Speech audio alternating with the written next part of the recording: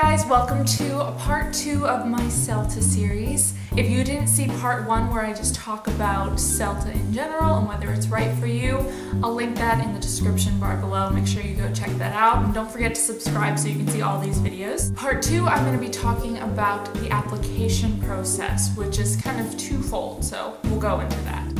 So once you decide you want to try to take the Celta, you still have to apply. It's not just you pay the money and you automatically get in. There is an application process, an interview process, but it's really nothing to be worried about. First off, what you're going to do is you're going to go on the Cambridge Celta website and you're going to fill out just kind of the, web interview, but it's not much of an interview. You basically just fill out your general contact information, and then they have a couple questions that, you write a really short paragraph, a couple sentences about. Some of the questions were, why do you want to be a teacher? Tell us about your teaching experience. Why is Celta right for you? Those type of things. I think they just want to make sure that you are the type of person that will really benefit from taking the Celta. The Celta is actually designed for people that don't have any teaching experience, so that part where they ask you about your past teaching experience, don't really be nervous if you don't have much. You can put any kind of thing, like if you've worked at a summer camp or daycare or anywhere that you've kind of had to be in charge of a group, a leadership kind of position, you can write about that there. So once you have filled all of that out, you send that off, and then within a couple days you should get an email saying that you've hopefully passed that portion and they'd like to set up a phone interview. Now, I took Celta through the International Teaching House, so this is how the interview process worked for them. It might be a little different if you are going to take it at a university or some other venue, but this was my experience. So the International Teaching House then contacted me to set up a phone interview where I would call into their center in, I think it was in New York. I set up the phone interview and they send you a pre-interview task. Now, I don't want to scare you because maybe you're really great at grammar and the pre-interview task is no big deal whatsoever, but they do have some, I don't even remember how many questions, but it's a couple pages long of different grammar questions. I think they just kind of want to know your foundation of grammar and whether you can handle the Celta. But thankfully you have a couple days to do this and you can find all the information either through Google or any kind of grammar book. Questions are about grammar, or they might be about kind of situations of teaching, how you would handle this situation, blah blah blah. So you fill that out, and if it's a little nerve-wracking, don't worry, it is, I thought it was kind of difficult, but it's stuff you can find the answers to. So after you fill that out, then you email that to them, and they look it over. Now, what can happen next? There can be kind of two scenarios. One is they never really get back to you before the phone interview, and during the phone interview, you kind of have to correct your errors, which I think that would be so intimidating because you don't know if you got it wrong or not. So how are you supposed to correct it if you don't know it's wrong? So I think that would be terrifying. But I, thankfully, didn't have that happen to me. They actually wrote me back and they told me where I had messed up. I had maybe 2 or 3 small errors, and they told me to go ahead and fix that and to send it back. So I did. And then I had my phone interview. So during the phone interview, she didn't have to actually I didn't have to fix my errors while talking. I'm sorry if you can hear that, that's my dog. Anyway, so during my phone interview, I didn't have to actually fix my errors live. I had already fixed them. So hopefully that is what will happen to you. I've heard it happen both ways. So don't freak out too much if they don't write it back to you, because they're not expecting you to know everything. So even if you do have to kind of do live error correction, they understand that you didn't realize that it was wrong. Anyway, you call into the center, which is a little bit different than regular phone interviews. Normally they call you, but you actually call them and you say, "Hi, my name is Grace, and I'm calling in for my phone interview." Then they transfer you to one of their interviewers. I was so nervous.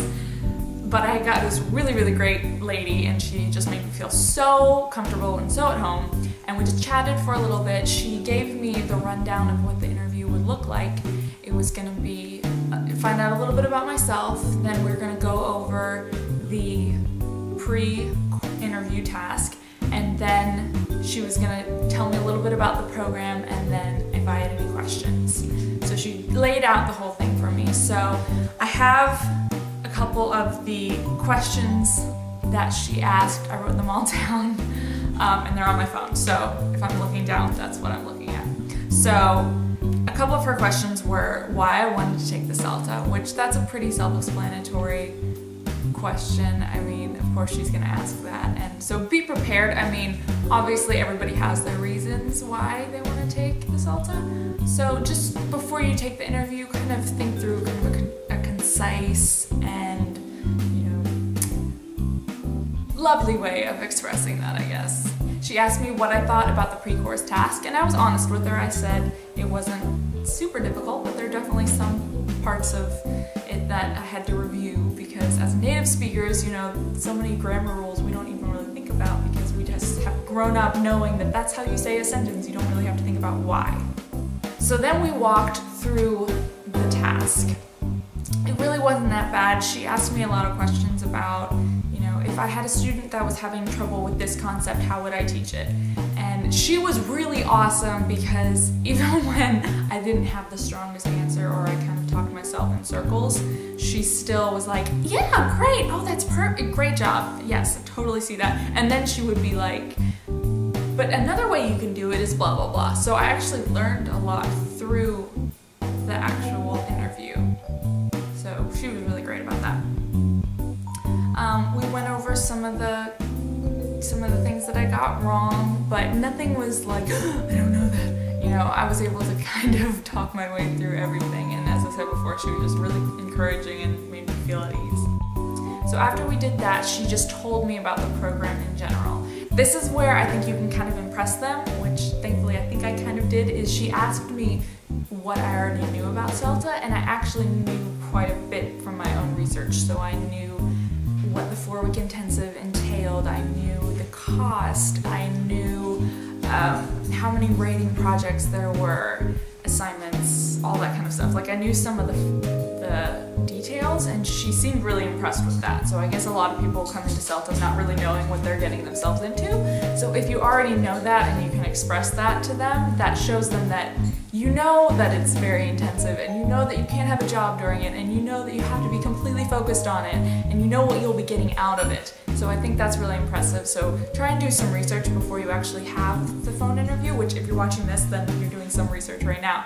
So good for you. Then she asked me if I had any questions, and I think I had a couple. Honestly, I don't remember what they were. They were kind of those kind of questions that I sort of already knew the answer to, but I wanted to ask anyway, to have a couple questions. I would recommend having 1 or 2 questions ready, just so that it shows that you have thought through the program, and it just shows that you're dedicated and you have actually put some effort into it. This is also where my interview kind of switched. I have a dog right here. Look, Bing. Look, this is Bingley. Hi. Okay. I'll just hold him for the rest of the video. So then, this is where my interview kind of switched from a regular interview. I don't know if this happens on every single phone interview, and don't freak out if it doesn't, but she actually offered me a slot right then and there. I think a lot of times you say goodbye and then you get an email a couple days later saying if you were accepted or not. But she actually offered me a slot right there, and I accepted. I'm sure you can say, you know, can I have a minute to think about it, or a couple days to think about it, and I'm sure that's fine. But I knew I wanted to do the program, and I already had everything set up, so I said yes right on the spot. And so then we said goodbye, and she transferred me to put my $200 deposit down. You do want to put the deposit down as soon as possible, because the slots for every single class, it's only going to be like 12 students, and they fill up really fast. So if you put down the $200 deposit, that saves your spot in the class. And so she made sure that there was room in the class that I wanted, the time period that I wanted, and transferred me, and I paid the $200 deposit, which the guy that I spoke to about that was really, really great as well. So just before you even take the interview, really think about if this is something that you want, because if you get offered the slot on the spot, you will probably, it'd be great for your advantage if you could say yes right then and there. So that is basically it. After that, you also get a pre-course task, which is like the pre-interview task, but it's much longer. That is completely optional. You don't have to take it. You don't go over it or anything during the class itself, but it kind of prepares you. It gets you set up to kind of know, or what they think you're going to need to know during the actual class itself. I'll talk more about whether it's important or not in a future video, because I do have some thoughts on the pre-course task. But they'll send you that, they'll send you more information about the actual class, where it's gonna meet, all that kind of stuff in emails. So I guess that is basically it. I hope this video has been helpful, and I look forward to showing you guys the next video where I will talk about the first 2 weeks of the course. Say bye, Mr. Bingley. Bye. Bye, you guys.